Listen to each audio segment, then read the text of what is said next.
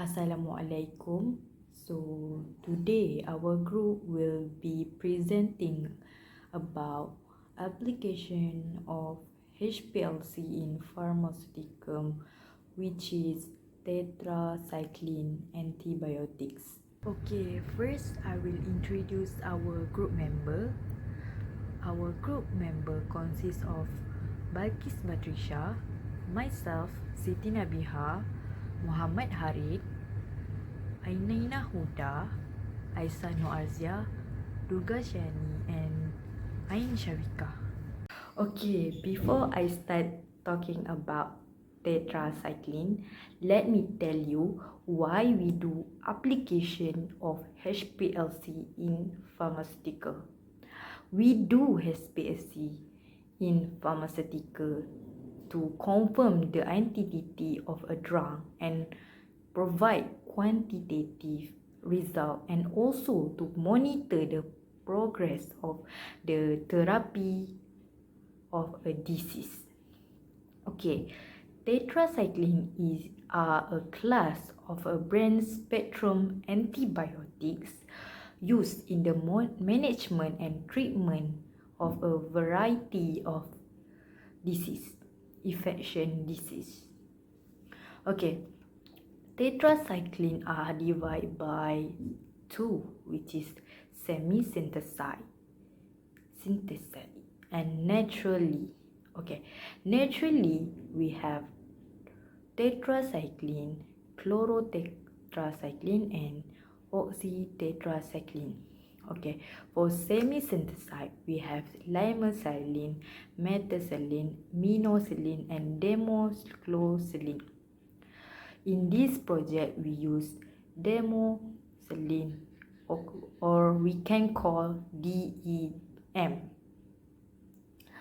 Okay, DEM, which demoxycillin, is derived from natural source. It is synthesized through a process involving the modification of a natural occurring tetracycline compound produced by the bacterium Streptomyces aureus. So, while the base structure of demoxycillin comes from natural source, specific chemical modifications are made to create the final drugs. As a agrarian vampirism inhibit in the therapy of hyponatremia and syndrome of inappropriate audience hormones, SIADH. Thank you to Siti Nabiha for the presentation. Next, I will continue the presentation with the preparation of the tetracycline antibiotics. The sample is demochlorocillin, which is DEM. For the first part is mobile phase. The methanol and acid nitrate 0.01 m aqueous acrylic acid solution, which is 1:1 or 5:5 was mixtures. The second part is the preparation of the tetracycline solutions.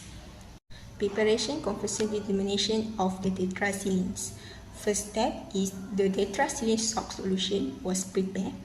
Next step, weigh 20 microgram of the substance and dissolve in the 10 ml methanol in volumetric flask. Third, the stock solution was diluted with the apparent volume of methanol to make the final concentration in range of 9.8 to 50 microgram per ml. Fourth, UV vis instruments was used to determine the absorbance at the Amex of each compounds. And last step is the extraction of configuration of each tetracycline minerals were determined from the slope of the beer log plots. Next, I will pass my presentation to Ainina.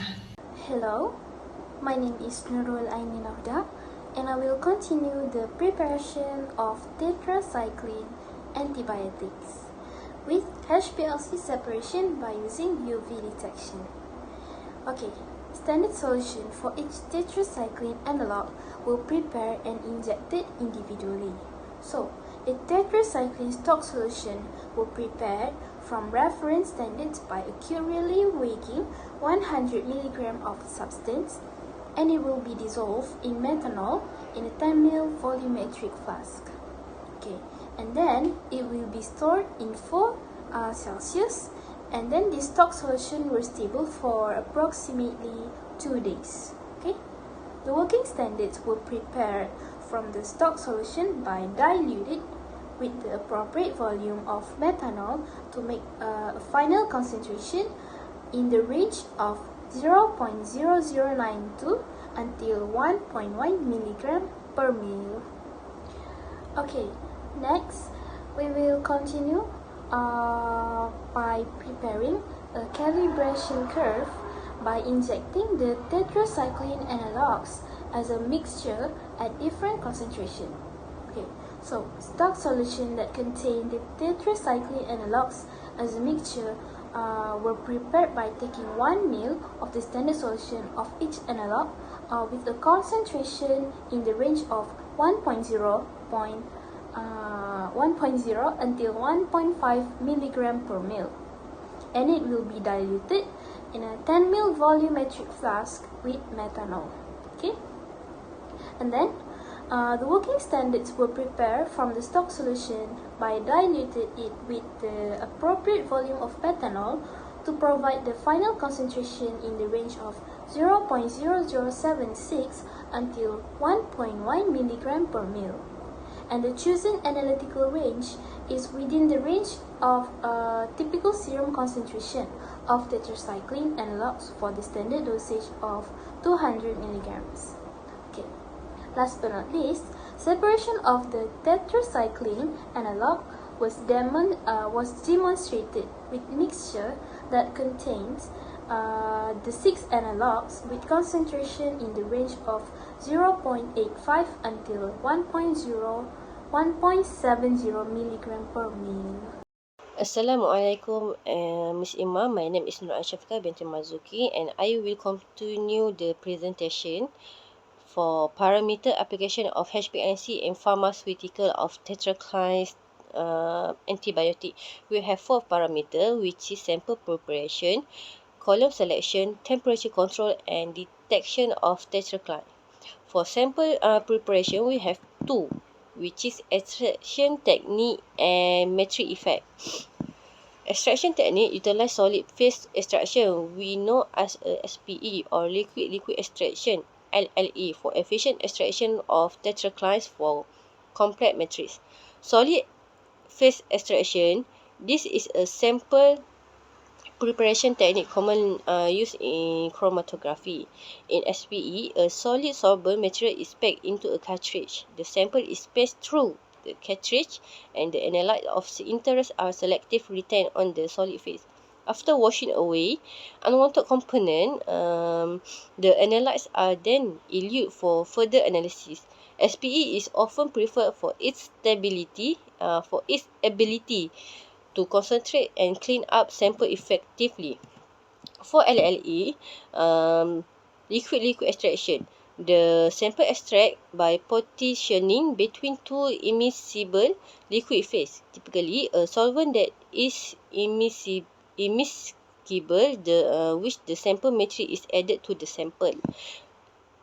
The analyte selective partition between the aqueous and organic phase. After phase separation, the organic phase containing the analytes is recovered for analysis. LLE is useful when differentiating compounds based on their solubility in different solvents. For metric effect is to minimize interference from metric component through effective sample clean up, ensuring clean and well-prepared sample. In analytical chemistry, the metric refers to all the components in a sample other than the analytes of interest.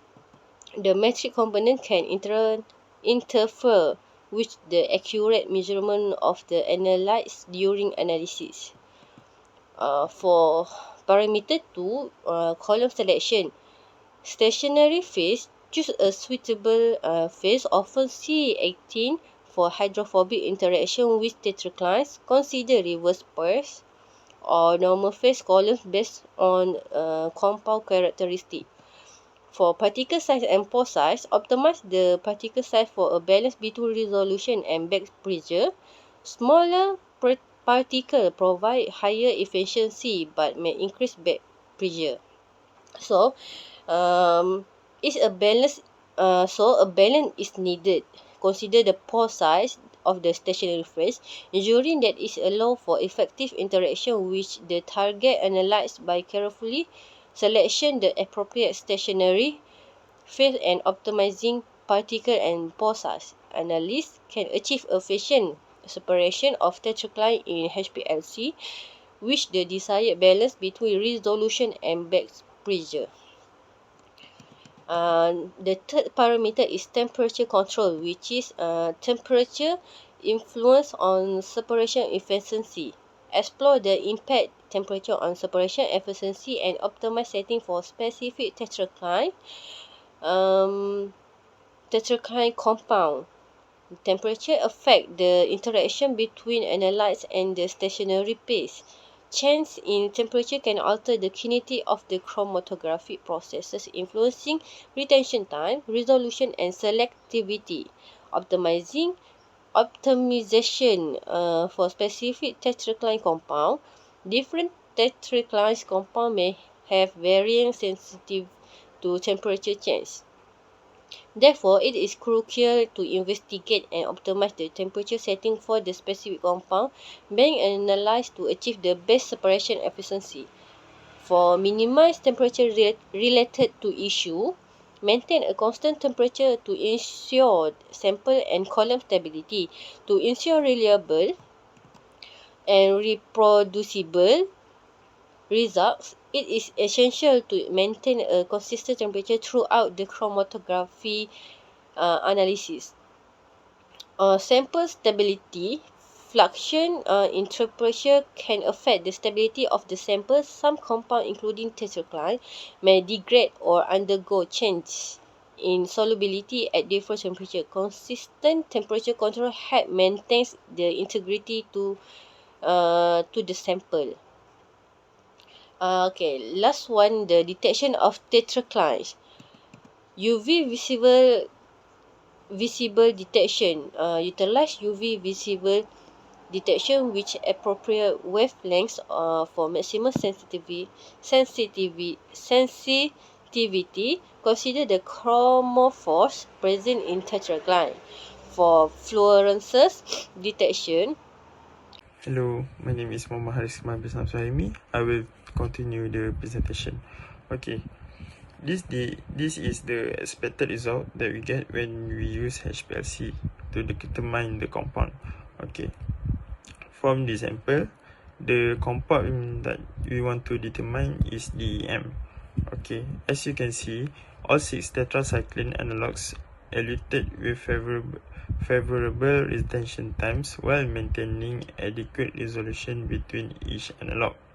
Okay, from the graph you can see MC is elute first. This is because MC is affinity to mobile phase, so that's why MC is elute earlier. Okay, DC is high affinity to stationary phase, that's why DC is elute later than other compound. As you can see, DEM has a highest integrated peak area because it absorbs more light. So, from the graph have shown that DEM has the major compound found at the sample. So that's all from me. Thank you. Okay, now I will continue the slide with the data interpretation of table 3, which is the linear regression for tetracycline analog with UV detection. So, a comparison study was conducted by injecting tetracycline analog as a mixture and injecting each of tetracycline analog separately. The linear regression for both studies are listed in table 3. As shown in table 3, the value of linear regression for each analog does not show a significant difference between the two studies. In addition, the linear regression value for all sick analog study are on the order of R2, which is more than 0.99, indicating that there is excellent linearity. The results show that the separation method used here for the 6 tetracycline analog is accurate and show excellent linearity for all 6 analog. Now I will pass the slide to Durgashani. Hey all, let me introduce myself first. I'm the question is Valinga. So I'll be continuing the next slide, which is uses evidence that shows that HPLC technique is the best method available for analysis of pharmaceuticals. For the selection of best method for analysis in pharmaceuticals depends on the various factors, including the specific compounds we analyze, the characteristic of the sample, and the analytical requirement. However, HPLC is widely regarded as one of the most preferred and versatile technique for pharmaceuticals analysis. Some of the reasons are widely applicability, which is HPLC is applicable to a broad range of pharmaceuticals compounds, including small molecules, biomolecules, large biomolecules, and active pharmaceuticals ingredients. Next is its high sensitivity. HPLC can achieve high sensitivity, allowing for the detection and quantification of pharmaceuticals at low concentration, which is crucial for quality control and regulator compliance. Third, selectivity and resolution. HPLC provides excellent selectivity and resolution, allowing for the separation of closely related compounds. This is essential in pharmaceuticals analysis where different components of a drug formulation need to be accurately identified and quantified.